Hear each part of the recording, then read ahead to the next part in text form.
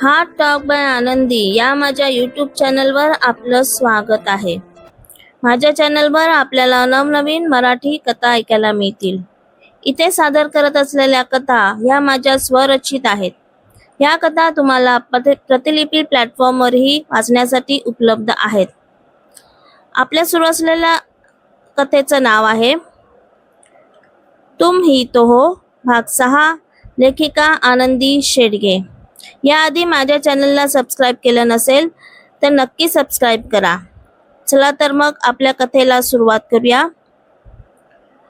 एकतर त्याच्या कामात त्याला कोणीच डिस्टर्ब केलेलं आवडत नव्हतं आणि तसंही त्याच्या रूममध्ये सहसा कोणी येतही नव्हतं. पण आता कोण आलं असा विचार करून त्याने वैतागतच लॅपटॉप बाजूला ठेवला आणि दरवाजा उघडला. समोर नंदिनीला बघून तर त्याचं डोकंच फिरलं. नंदिनी तशीच खाली मान घालून लाजत आणि हसत उभी होती. आता पुढे व्हॉट? अर्जुनने वैतागत तिच्याकडे बघत विचारलं. ते आजींनी खाली जेवायला बोलावलं आहे, एकदम बारीक आवाजात नंदिनी म्हणाली. मला जेवायचं नाही, जा आजीला जाऊन सांग आणि परत इथे येऊ नको. अर्जुन थोडा चिडत म्हणाला. नाही असं कसं, माझ्या मम्मीने सांगितलं आहे तुम्हाला घेऊन यायला. नंदिनी परत लाजत म्हणाली. तुला एकदा सांगितलेलं कळत नाही का, मला जेवायचं नाही म्हणून. आता जा इथून. अर्जुन नंदिनीवर ओरडला आणि रूमचा दरवाजा बंद करून घेतला. बिचारी नंदिनीला तर रडायलाच आलं. कसं बसं स्वतःला सावरत ती परत खाली आली.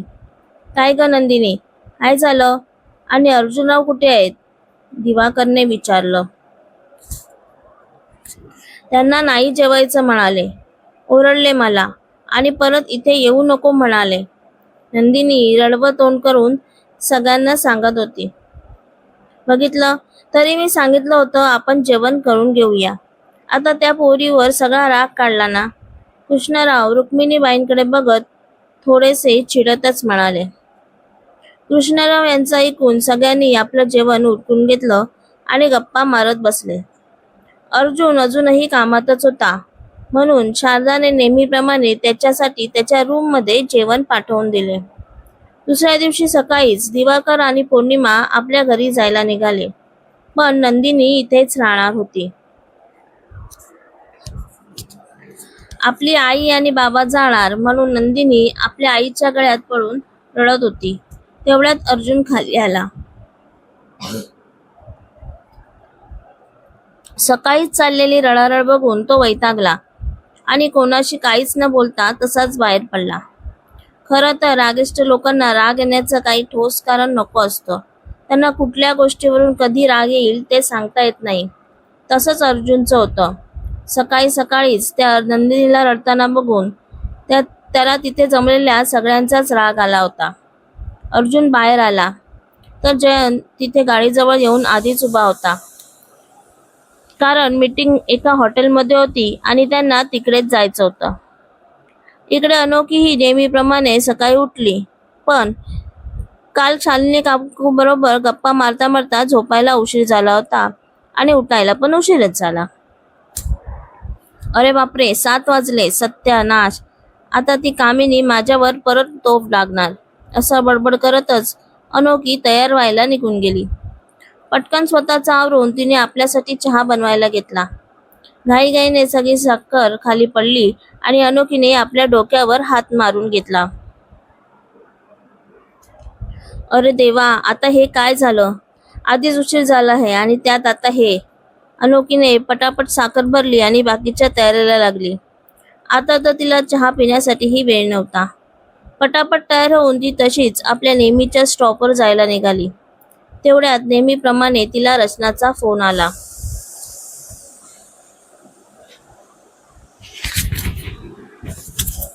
अगं मी पोचतेच आहे, अनोखी फोन उचलत चालता चालता म्हणाली. अनु अगं ऐक ना, मी तुला तेच सांगायला फोन केला. मला बरं वाटत नाही, तर आज मी ऑफिसला नाही येणार, रचना म्हणाली. अरे देवा, आता तुला काय झालं अचानक? अनोखीने काळजीने विचारलं. अगं काही नाही, ते काल पावसात भिजली ना म्हणून थोडा ताप आला आहे. उद्यापर्यंत ओके होईल. पण आज तुला मदत करायला मी नसेन ग, त्याचं वाईट वाटतं, रचना म्हणाली. तू त्याचं टेन्शन नको घेऊ. तू तुझ्या तब्येतीची काळजी घे आणि उद्या ऑफिसला ये, अनोखी म्हणाली. हो, उद्या नक्की येते. बरं तू जा, बसचा टाइम झाला आहे, रचना म्हणाली आणि तिने फोन कट केला. अनोखीने घड्याळात बघितलं तर खरंच तिला खूप उशीर झाला होता. ती धावतच बस स्टॉपवर पोचली. तिची नेहमीची बस सुटतच होती की पटकन ती बसमध्ये चढली.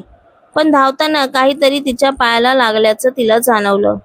बसमध्ये आज जरा जास्तच गर्दी होती, त्यामुळे तिला बसायलाही जागा मिळाली नाही. अगदी ऑफिसचा स्टॉप येईपर्यंत ती उभीच होती. पायाला काहीतरी लागल्यामुळे पायही दुखायला लागला होता.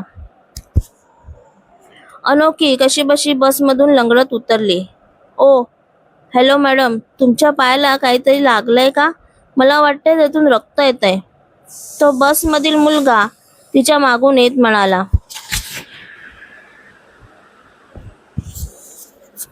हो का? तरी मला वाटलंच काहीतरी लागलं आहे पायाला, अनोखी आपला पाय चेक करत म्हणाली.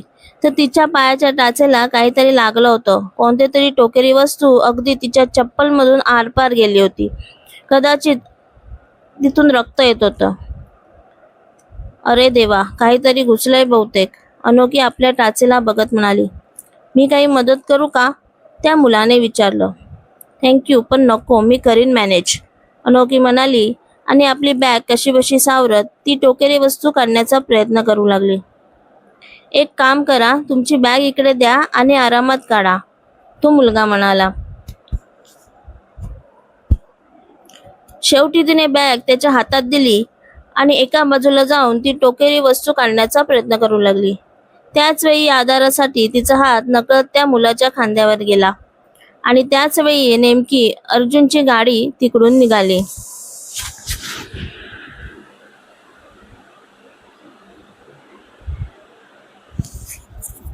अर्जुनचं ओझरतं लक्ष त्यांच्याकडे गेलं.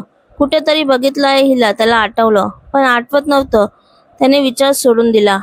त्या मुलाच्या खांद्यावर आपण हात ठेवला आहे हे लक्षात येताच अनोखीने पटकन हात काढून घेतला. सॉरी, ते चुकून झालं आणि थँक्यू मला मदत केल्याबद्दल, अनोखी म्हणाली. इट्स ओके आणि वेलकम, तो मुलगा हसत म्हणाला. तुम्ही कालही आम्हाला मदत केली होती, त्यासाठीही थँक्यू, अनोखी ऑफिसच्या दिशेने लंगडत लंगडत चालता चालता म्हणाली. त्यासाठी थँक्यू काय म्हणायचं, आपण एकमेकांना मदत केली असंच समजूया, तो मुलगा हसत म्हणाला.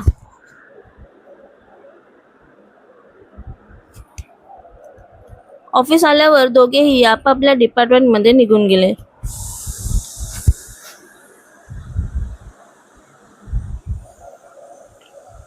अनोखीला आज नेमकी बरोबर वेळेत पोचली होती म्हणून बरं झालं, नाहीतर कामिनी मॅडम तिच्या स्वागतासाठी उभ्याच होत्या. अनोखी आपल्या डेस्कवर येताच फाईल्सचा ढिगारा बघून तिला तर आता चक्करच यायची बाकी होती. कसं काय पूर्ण होणार? आज तर रचना पण नव्हती तिला मदत करण्यासाठी. ती विचार करतच आपल्या कामाला लागली. संध्याकाळी बरोबर 5 वाजता अकाउंट डिपार्टमेंटची मीटिंग आहे, त्यामुळे सगळ्यांनी आपल्या आपल्या फाईल्स तयार ठेवाव्यात. त्यात एकही चूक असता कामा नये. Is that clear? कामिनी आपल्या केबिनच्या बाहेर येऊन सगळ्या स्टाफला म्हणाली. अनोखी, काहीही चूक होता कामा नये, फक्त तुझ्यामुळे आपल्या डिपार्टमेंटची मान खाली जाऊ नये याची काळजी घे, अगदी कुत्सितपणे कामिनी म्हणाली आणि आपल्या केबिनमध्ये निघून गेली. सगळ्यांसमोर कामिनी बोलल्यावर अनोखीला थोडं वाईटच वाटलं.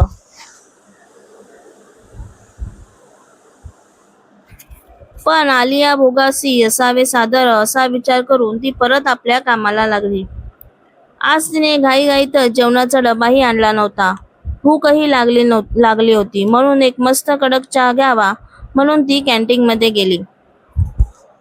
एक मस्त चहा घेतला आणि ती परत आपल्या डिपार्टमेंटकडे वळली. त्याच वेळी अर्जुनही घाईघाईत आपल्या केबिनमधून बाहेर पडला. त्याच्या हातातल्या मोबाईलमध्ये बघतच तो चालत होता. त्याला समोरून येताना बघून अनोखी थोडी घाबरली. त्याच्या समोर लक्षच नव्हतं. आता हा आपल्याला धडकणार म्हणून घाईघाईने अनोखी बाजूला होण्याच्या प्रयत्नात होती.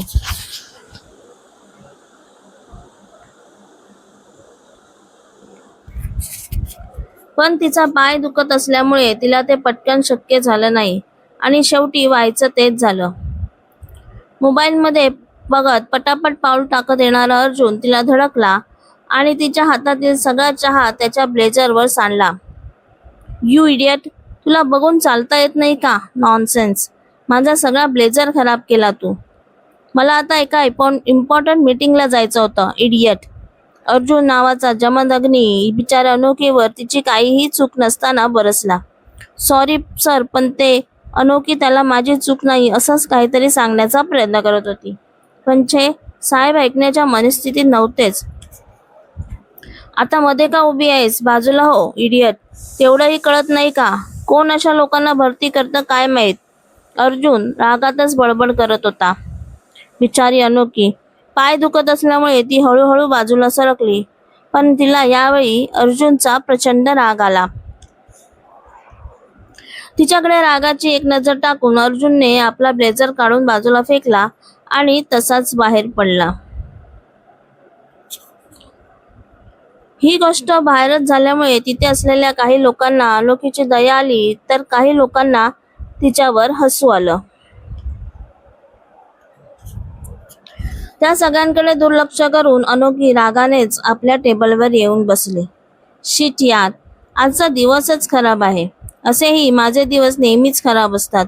अनोखी टेबलावर समोरची फाईल आपटत म्हणाली. इकडे अर्जुनही रागात आपल्या गाडीत येऊन बसला. मीटिंग खूपच महत्वाची होती. ती शांतपणे अटेंड करणं ही तितकंच महत्वाचं होतं. म्हणून तो स्वतःला शांत करण्याचा प्रयत्न करत होता. एवढं मोठं कॉन्ट्रॅक्ट होतं जे त्याला मिळणं त्याच्या प्रतिष्ठेचं वाटत होतं. म्हणून त्याने हे कॉन्ट्रॅक्ट मिळवण्यासाठी खूप मेहनत घेतली होती. अर्जुन मीटिंग रूममध्ये आला. बरेच लोक आले होते. अजूनही काही लोक यायचे बाकी होते. तेवढ्यात त्याची नजर एका मुलीकडे गेली जी ब्लॅक कलरची साडी घालून तिथे बसली होती. तिच्या चेहऱ्यावर भरपूर कॉन्फिडन्स दिसत होता. कदाचित तीही या कॉन्ट्रॅक्टसाठीच आली असावी. तिची नजरही अर्जुनवर गेली आणि 2 मिनिटं ती त्याच्याकडे बघतच राहिली. आज त्याने ब्लेझर घातला नसल्यामुळे त्याच्या व्हाईट कलरच्या शर्टमधून त्याची वेल मेंटेन बॉडी खूपच उठून दिसत होती. अर्जुनने केव्हाच आपली नजर तिच्यावरून हटवली होती, कारण त्याला या सगळ्यामध्ये काहीच इंटरेस्ट नव्हता. त्याला फक्त त्याचं कॉन्ट्रॅक्ट महत्वाचं होतं आणि सध्या तरी त्याचा फोकस त्याच्यावरच होता. मीटिंगला सुरुवात झाली आणि तिथे बसलेल्या प्रत्येकानं आपापलं प्रेझेंटेशन दाखवायला सुरुवात केली.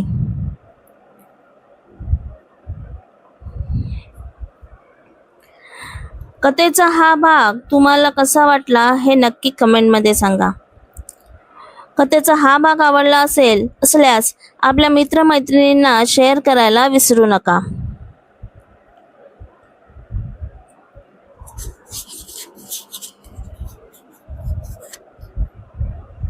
ही कथा तुम्हाला कशी वाटली ते नक्की कमेंटमध्ये सांगा. कथेचा पुढचा भाग ऐकण्यासाठी चॅनलला सबस्क्राईब करा. कथेचे भाग आठवड्याच्या दर सोमवार, गुरुवार आणि शनिवार या दिवशी येतील.